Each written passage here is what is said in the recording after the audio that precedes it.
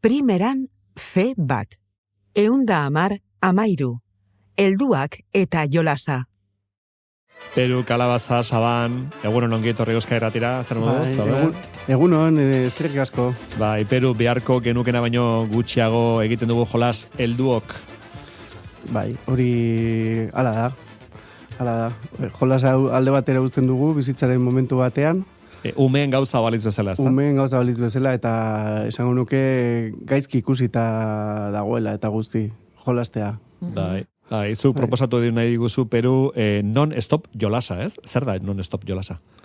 Non-stop jolasa, da nik orain dela 4 bat urtea hasi nuen proiektu bat, izuzen helduen artean, pertsona nagusion artean, jolasa sustatzeko. Asko entzuten da, jolasari buruz hitz egiten, hain zuzen umeak ere galtzen ari direlako, pantaiak direla, bestea dela.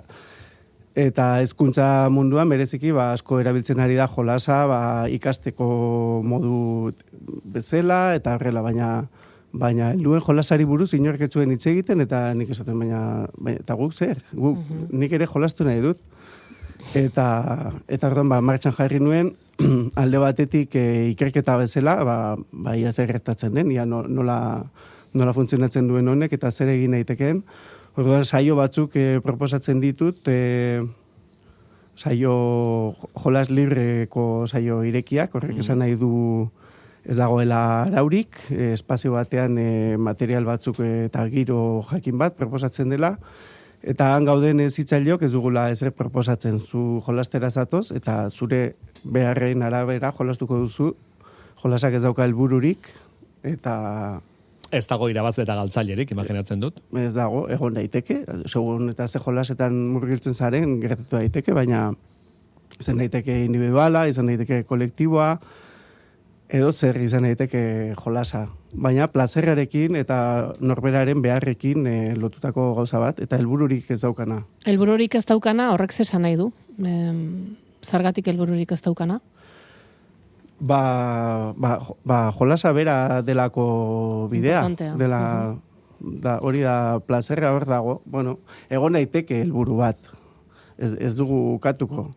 Baina, gaur etorren pentsatzen, agian, helbururik ez daukan hori da jolasa. Besterik gabe egiten dena. Egiten ditugun gauza guztiek ematen du helburu bat daukatela, eta bueno, esan duzulen, jolas libreko helduentzat antolatzen dituzuen ekitaldi hauetan, eta pixkat errazteko eramaten duzula materiala.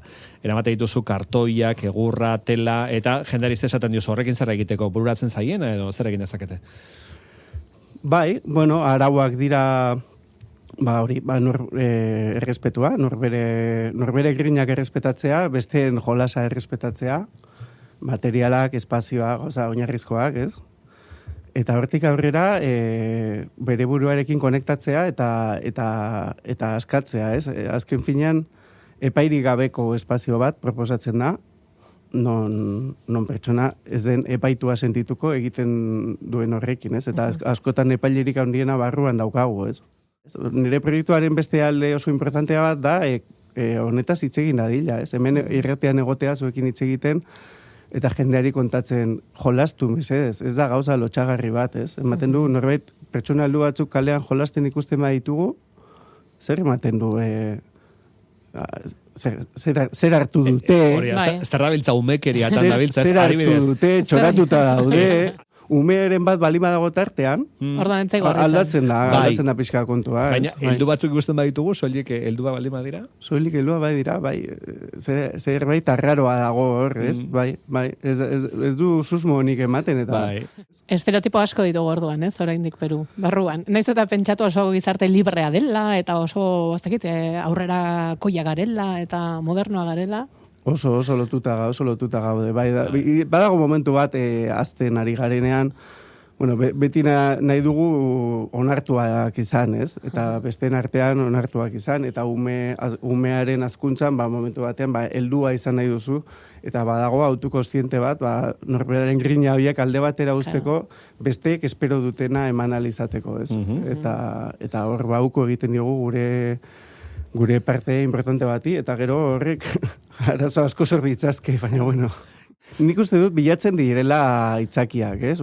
Iauteriak edo herriko jaiak edo badaude horrelako momentuak ezkontza despedidak, Bai. hor ikusten duzu jendea alako gauza bereziak egiten ematen du lizentzia berezia bat Horren hartzen dutela ez dago, egun ez? horretan eta Bai. zaz. Bai. Baina Ja, pasatzen dute ate Bai. hori beldurri gabe. Bueno, eta- baina heldu batzuk ikusten dira, kaso ez, aurrak ari dira, futbolean, baloi batekin edo, eta baloi hurbildu ezkerare, ta, ez? Segituan hasten dira jolasean. Claro.